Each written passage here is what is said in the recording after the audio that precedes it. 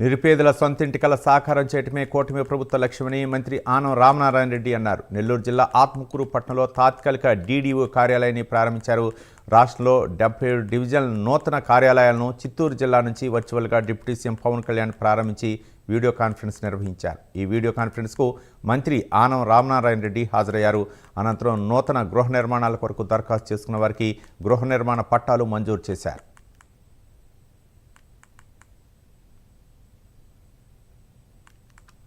బలోపేతం చేయడానికి కూటమి ప్రభుత్వంలో ఉప ముఖ్యమంత్రిగా శ్రీ పవన్ కళ్యాణ్ గారు చేసినటువంటి ఒక ప్రయత్నం సఫలీకృతమై ఇవాళ గ్రామీణ వ్యవస్థని బలోపేతం చేస్తూ అధికార యంత్రాంగాన్ని ప్రజాప్రతినిధులను సమన్వయం చేసుకుని కార్యక్రమాలు మొదలుపెట్టడం జరిగింది.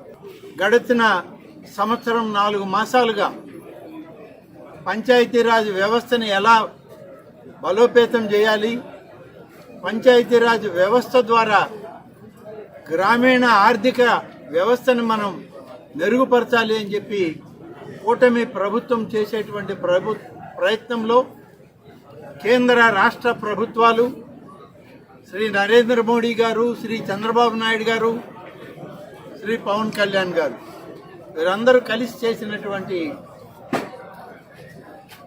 కార్యక్రమం